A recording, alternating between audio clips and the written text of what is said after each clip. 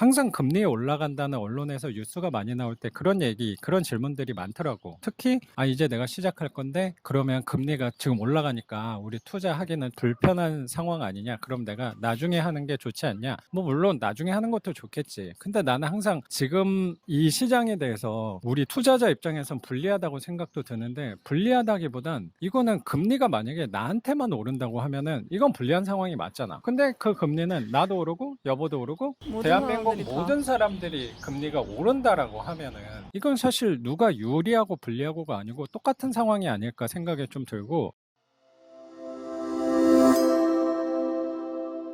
불편함 때문에 나는 1년 동안 월세를 많이 올려놨단 말이야. 이건 어쩔 수 없는 상황이었던 거지. 그때는 나도 불편하니까 한 7년, 8년 전에 받았던 월세대로 나는 받을 수 없다 라는 뭐 나름의 핑계, 명분은 있었다고 실제로 생각해. 이자가 많이 올랐기 때문에 그렇지. 월세도 올라갈 수밖에 없었다는.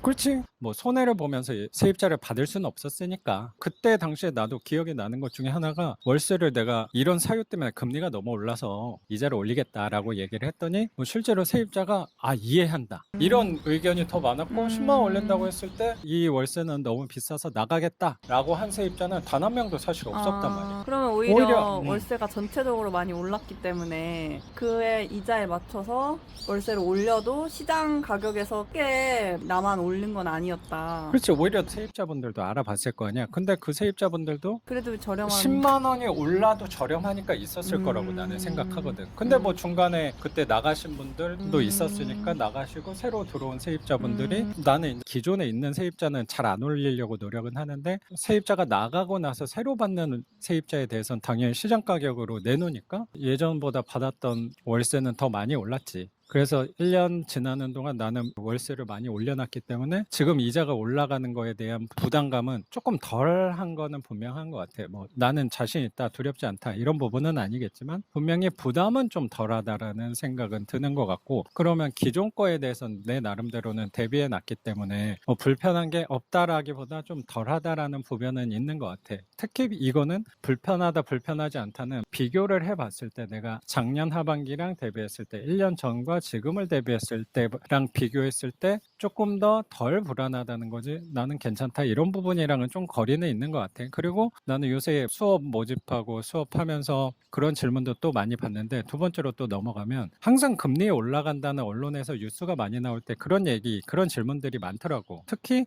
이제 내가 시작할 건데 그러면 금리가 지금 올라가니까 우리 투자하기는 불편한 상황 아니냐? 그럼 내가 나중에 하는 게 좋지 않냐? 뭐 물론 나중에 하는 것도 좋겠지. 근데 나는 항상 지금 이 시장에 대해서 우리 투자자 입장에선 불리하다고 생각도 드는데, 불리하다기보단 이거는 금리가 만약에 나한테만 오른다고 하면은 이건 불리한 상황이 맞잖아. 근데 그 금리는 나도 오르고 여보도 오르고 모든 대한민국 사람들이 다. 모든 사람들이 금리가 오른다라고 하면은 이건 사실 누가 유리하고 불리하고가 아니고 똑같은 상황이 아닐까 생각이 좀 들고, 나는 항상 생각하는 게 이런 상황 안에서 내가 유리하게 취할 수 있는 건 무엇일까를 고민하는 사람이거든. 근데 그 유리하게 취할 수 있는 게 뭔가를 나는 생각해보면 그 질문이 많아졌다는 체감인 것 같아, 나 입장에선.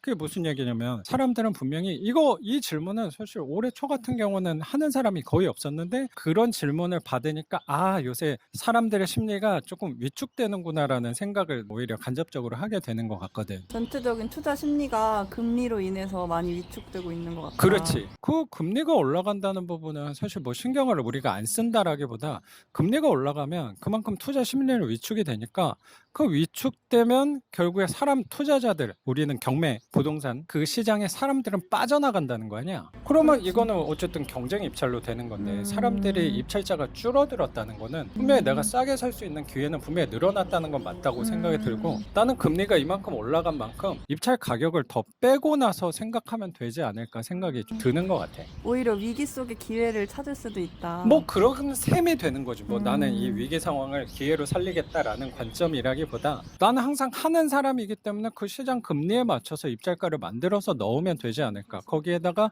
금리가 올라간 만큼 나는 입찰가를 빼서 입찰을 하면 되는 거고, 오히려 사람들이 위축된 심리까지 반영해서 나는 더 낮게 입찰하더라도 가능성이 예전보다는 높아졌다는 얘기라고 나는 생각이 오히려 들거든. 그렇다면 이게 오히려 여보가 말한 대로 기회가 또 될 수 있는 부분이 분명히 생길 수도 있다는 생각도 나는 드는 것 같아. 이게 무조건 기회다라고 얘기하는 것보다 항상 어떤 점이 불편해지면 어떤 점은 항상 좋아지는 면이 분명히 있다고 생각하거든. 등가 교환의 원칙처럼 불편한 게 있으면 좋아지는 것도 있는 거고 좋아지는 게 있으면 불편해지는 것도 있는 것. 항상 우리는 그렇게 생각하고 살아가려고 노력하는 사람들이잖아.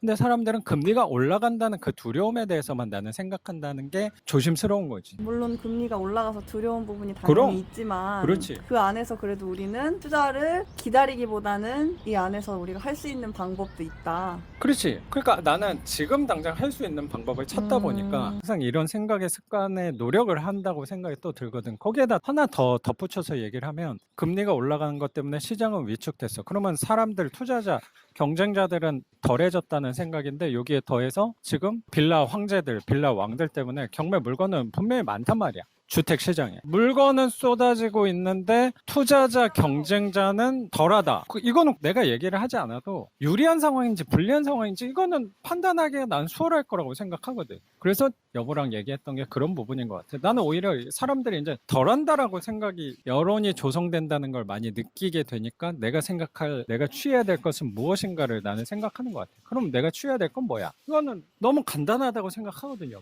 내가 취해야 될 것은 무엇인가요? 그냥 하던 대로 하면 된다. 그렇지.